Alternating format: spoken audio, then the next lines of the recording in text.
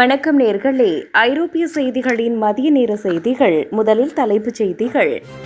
ரஷ்யாவின் வான் பாதுகாப்பு அமைப்புகளை துருக்கி பிற நாடுகளுக்கு விற்பதாக புகார், கிரெம்ளின் பதில். பிரித்தானியாவில் ஓய்வூதிய வயது உயர்வு விவகாரம், 66 வயதுடையவர்களுக்கு கூடுதல் பணம் வழங்க எம்பிகள் கோரிக்கை. வடக்கு வேல்ஸில் விசித்திரமான குற்ற செயல்களில் ஈடுபட்ட நபர் கைது, விமானத்தில் போதைப்பொருள் கடத்தல் முயற்சி. லண்டன் பேருந்தில் பெண்ணை தாக்கிய நபர், பொது இடங்களில் பெண்களின் பாதுகாப்பு குறித்து அச்சம். உக்ரைனில் அமைதி ஏற்பட வாய்ப்பில்லை, புட்டின் குறித்த ரஷ்ய எதிர்க்கட்சி தலைவரின் எச்சரிக்கை. லண்டனில் தோல்வியடைந்த தானியங்கி பேருந்து சேவை, எதிர்பாராத பின்னடைவு. அசோக் கடல் தாக்குதல், டான் அசோக் கால்வாய் வழியாக கப்பல் போக்குவரத்தை நிறுத்திய ரஷ்யா. நேட்டோ நாடுகளின் கேமராக்களை ஊடுருவிய ரஷ்ய ஹேக்கர்கள். இனி விரிவான செய்திகள். துருக்கி தன்னிடமுள்ள ரஷ்ய தயாரிப்பு வான் பாதுகாப்பு அமைப்புகளை பிற நாடுகளுக்கு விற்பனை செய்வதாக தகவல்கள் வெளியாகியுள்ளது. இது தொடர்பாக ரஷ்யாவின் கிரெம்ளின் மாளிகை தனது அதிகாரப்பூர்வமான எதிர்வினையை பதிவு செய்துள்ளது. ரஷ்யாவின் அனுமதியின்றி அல்லது ஒப்பந்த விதிகளை மீறி அந்நாட்டின் ஆயுத தொழில்நுட்பத்தை மூன்றாவது தரப்புக்கு விற்பனை செய்வது சர்வதேச விதிகளுக்கு முரணானது என்று கிரெம்ளின் சுட்டிக்காட்டியுள்ளது. இந்த விவகாரம் குறித்து துருக்கி தரப்பிடம் விளக்கம் கோரப்படும் என்றும், உரிய விசாரணைக்கு பிறகே அடுத்த கட்ட நடவடிக்கைகள் இருக்கும் என்றும் ரஷ்ய அதிகாரிகள் தெரிவித்துள்ளனர். துருக்கி ரஷ்யாவின் இந்த தொழில்நுட்பத்தை வாங்கிய போது அதை மற்ற நாடுகளுக்கு பகிர்ந்தளிக்க கூடாது என்ற நிபந்தனை இருந்ததாக கூறப்படுகிறது. இந்த சூழல் ரஷ்யா மற்றும் துருக்கி இடையிலான பாதுகாப்பு உறவுகளில் எத்தகைய மாற்றத்தை ஏற்படுத்தும் என்பது உலக நாடுகளிடையே பெரும் எதிர்பார்ப்பை உருவாக்கியுள்ளது. பிரித்தானியாவில் ஓய்வூதிய வயது உயர்வு விவகாரம், 66 வயதுடையவர்களுக்கு கூடுதல் பணம் வழங்க எம்பிகள் கோரிக்கை. பிரித்தானியாவில் அரசு ஓய்வூதிய வயது உயர்வு தொடர்பான விவாதங்கள் தீவிரமடைந்துள்ள நிலையில் 66 வயதுடையவர்களுக்கு கூடுதல் ஓய்வூதிய பணம் வழங்கப்பட வேண்டும் என நாடாளுமன்ற உறுப்பினர்கள் கோரிக்கை விடுத்துள்ளனர். வாழ்க்கை செலவு அதிகரித்து வரும் சூழலில் ஓய்வூதிய வயதை உயர்த்துவது முதியவர்களுக்கு நிதி நெருக்கடியை ஏற்படுத்தும் என்று எம்பிகள் சுட்டிக்காட்டியுள்ளனர்.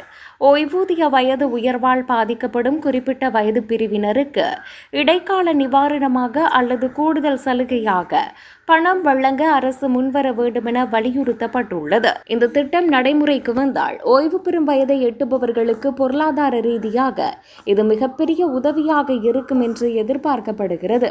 முதியவர்களின் நலனை கருத்தில் கொண்டு அரசு இந்த ஓய்வூதிய கொள்கையை மறுபரிசீலனை செய்ய வேண்டும் என்பது எம்பிகளின் முக்கிய கோரிக்கையாக உள்ளது. வடக்கு வேல்ஸில் விசித்திரமான குற்ற செயல்களில் ஈடுபட்ட நபர் கைது, விமானத்தில் போதைப்பொருள் கடத்தல் முயற்சி. வடக்கு வேல்ஸில் கேரவன் பூங்கா ஒன்றில் தலைமறைவாக இருந்த நபர் ஒருவர் மிகவும் விசித்திரமான மற்றும் கொடூரமான குற்ற செயல்களில் ஈடுபட்டு சிக்கியுள்ளார். இவர் தனது செல்ல பிராணியான நாயை அப்பகுதியில் இருந்த ஓர் ஆமையின் மீது ஏவிவிட்டு துன்புறுத்தியது அதிர்ச்சியை ஏற்படுத்தியுள்ளது. இந்த சம்பவத்தை தொடர்ந்து பெருமளவு போதைப் பொருட்களை ஒரு சூட்கேஸில் மறைத்து வைத்து விமானத்தில் கடத்த முயன்றது தெரிய வந்துள்ளது. விமான நிலையத்தில் நடத்தப்பட்ட சோதனையில் சூட்கேஸில் இருந்த போதைப் பொருட்கள் சிக்கியதால் அவர் உடனடியாக கைது செய்யப்பட்டார்.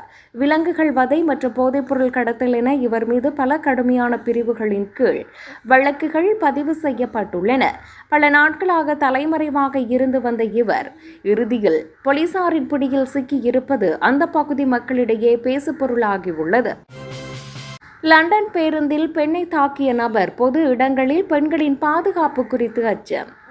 லண்டன் பேருந்தில் பயணித்த பெண் ஒருவர் வழிகேட்டு செல்ல முயன்றபோது நபர் ஒருவரால் உதைக்கப்பட்டு தாக்கப்பட்ட சம்பவம் பெரும் அதிர்ச்சியை ஏற்படுத்தியுள்ளது. பேருந்தில் செல்லும்போது தடுத்த நபரை தாண்டி செல்ல முயன்றதே இந்த தாக்குதலுக்கு காரணமாக கூறப்பட்டுள்ளது. இது பொது போக்குவரத்து பாதுகாப்பை கேள்விக்குறியாகியுள்ளது. இந்த சம்பவத்தை பகிர்ந்து கொண்ட அந்த பெண், பொது இடங்களில் பெண்கள் பாதுகாப்பாக இல்லை என்பதை இது உறுதிப்படுத்துவதாக தெரிவித்துள்ளார். மக்கள் நடமாட்டம் அதிகமுள்ள பேருந்துகளிலேயே இத்தகைய அத்துமீறல்கள் நடப்பது சமூகத்தில் நிலவும் பாதுகாப்பு குறைபாட்டை வெளிச்சம் போட்டு காட்டுகிறது. இந்த சம்பவம் குறித்து காவல்துறை தீவிர விசாரணை நடத்தி வருவதோடு பேருந்தில் உள்ள சிசிடிவி காட்சிகளை ஆய்வு செய்து குற்றவாளியை கண்டறியும் பணியில் ஈடுபட்டுள்ளனர். பெண்கள் மற்றும் பொதுமக்களின் பாதுகாப்பை உறுதி செய்ய பொது போக்குவரத்தில் கூடுதல் பாதுகாப்பு நடவடிக்கைகள் தேவை என்ற கோரிக்கை வலுத்துள்ளது. உக்ரைனில் அமைதி ஏற்பட வாய்ப்பில்லை. புட்டின் குறித்த ரஷ்ய எதிர்க்கட்சி தலைவரின் எச்சரிக்கை. ரஷ்ய அதிபர் புட்டின் உக்ரைனில் அமைதியை ஏற்படுத்த ஒருபோதும் முன்வர மாட்டார் என்று ரஷ்யாவின் முக்கியமான எதிர்க்கட்சி தலைவர் எச்சரிக்கை விடுத்துள்ளார். புட்டினின் அரசியல் நோக்க மற்றும் போர்க்கால நடவடிக்கைகள் உக்ரைனை தனது கட்டுப்பாட்டில் வைத்திருப்பதை நோக்கமாக கொண்டிருப்பதாக அவர் விமர்சித்துள்ளார். தற்போது நிலவும் போரை நிறுத்த புட்டின் எந்தவிதமான சமரச முயற்சிகளுக்கும் தயாராக இல்லை என்பது அவரது செயல்பாடுகள் மூலம் தெளிவாகுகிறது என்றார். உக்ரைனின் இறையாண்மையை பாதுகாப்பது மட்டுமே புட்டினின் பிடியில் இருந்து அந்நாட்டை மீட்டெடுக்க ஒரே வழி எனவும் அவர் வாதிடுகிறார். போரை தொடர்வதன் மூலம் புட்டின் தனது ஆட்சியை வலுப்படுத்திக் கொள்ள முயற்சிப்பதாகவும் இதனால் பிராந்தியத்தில் பதற்றம் குறைய வாய்ப்பில்லை என்றும் அவர் சுட்டிக்காட்டியுள்ளார். சர்வதேச நாடுகள் உக்ரைனுக்கு தொடர்ந்து ஆதரவு அளிக்க வேண்டும் எனவும் அமைதி பேச்சுவார்த்தைகளை விட நடைமுறை யதார்த்தங்களே முக்கியம் என்றும் அவர் வலியுறுத்தினார். லண்டனில் தோல்வியடைந்த தானியங்கி பேருந்து சேவை. லண்டன் மாநகரில் அதிநவீன தொழில்நுட்பத்துடன் அறிமுகப்படுத்தப்பட்ட தானியங்கி பேருந்து சேவை நடைமுறையில் சில சிக்கல்களை சந்தித்து தோல்வியடைந்துள்ளது. சாலைகளில் நிலவும் சிக்கலான போக்குவரத்து நெரிசல்கள் மற்றும் மனிதர்களின் எதிர்பாராத நடவடிக்கைகளை சரியாக கணிப்பதில் இந்த தொழில்நுட்பம் சிரமப்படுவது கண்டறியப்பட்டுள்ளது. தானியங்கி பேருந்து பாதுகாப்பாக இயக்குவதற்கு தேவையான துல்லியமான சூழலை லண்டனின் பரபரப்பான சாலைகளில் உருவாக்க முடியாததே இந்த தோல்விக்கு முக்கிய காரணமாக கருதப்படுகிறது. தொழில்நுட்ப பரிசோதனையில் ஏற்பட்ட பின்னடைவு பொது போக்குவரத்தில் தானியங்கி வாகனங்களின் எதிர்காலம் குறித்த விவாதங்களை எழுப்பியுள்ளது. மென்பொருள் மற்றும் சென்சார் தொழில்நுட்பங்களை மேம்படுத்த வேண்டியதன் அவசியத்தை இந்த சம்பவம் அதிகாரிகள் மற்றும் பொறியியலாளர்களுக்கு உணர்த்தியுள்ளது. லண்டன் போக்குவரத்து துறை இந்த பேருந்து சேவையை மீண்டும் தொடங்குவதற்கு முன்னதாக பாதுகாப்பு அம்சங்களை மறு ஆய்வு செய்து கூடுதல் மாற்றங்களை கொண்டுவர உள்ளது. அசோவ் கடல் தாக்குதல். டான் அசோவ் கால்வாய் வழியாக கப்பல் போக்குவரத்தை நிறுத்திய ரஷ்யா. உக்ரைன் நடத்திய தீவிர ட்ரோன் தாக்குதல்களை தொடர்ந்து ரஷ்யாவின் முக்கிய வர்த்தக பாதையான டான் அசோவ் கால்வாய் மற்றும் கெர்ச் ஜலசந்தி வழியாக கப்பல் போக்குவரத்தை ரஷ்யா தற்காலிகமாக நிறுத்தியுள்ளது. கடந்த ஜூலை 10 மற்றும் 11ஆம் தேதிகளில் உக்ரைன் நடத்திய தாக்குதலில் ரஷ்யாவின் 10 எண்ணெய் டேங்கர்கள் உட்பட சுமார் 13 முதல் 28 வரையிலான கப்பல்கள் சேதமடைந்துள்ளதாக தகவல்கள் தெரிவிக்கின்றன. சர்வதேச தடைகளை மீறி ரஷ்யா எண்ணெய் கடத்தலுக்கு பயன்படுத்தி வந்த நிழல் கப்பல் படை மீதே உக்ரைன் இந்த தாக்குதலை மையமாக நடத்தி ரஷ்யாவின் கடல்வழி தளவாடங்களை முடக்கியுள்ளது. இந்த கால்வாய் வழியாகவே ரஷ்யாவின் கோதுமை ஏற்றுமதியில் சுமார் 25% மேற்கொள்ளப்படுவதால் போக்குவரத்து நிறுத்தப்பட்டதால் உலக சந்தையில் கோதுமையின் விலை 4% வரை உயர்ந்துள்ளது. ரஷ்ய எல்லை பாதுகாப்பு படையினர் கெர்ச் ஜலசந்திக்கான புதிய கப்பல் அனுமதி விண்ணப்பங்களை ஏற்கப் போவதில்லை என்று அறிவித்துள்ள நிலையில் இந்த தடை எப்போது நீக்கப்படும் என்பது குறித்து எந்த தகவலும் இல்லை. நேட்டோ நாடுகளின் கேமராக்களை ஊடுருவிய ரஷ்ய ஹேக்கர்கள். நேட்டோ உறுப்பு நாடுகளில் உள்ள பொதுமக்களின் இணைய கேமராக்களை ரஷ்ய ஹேக்கர்கள்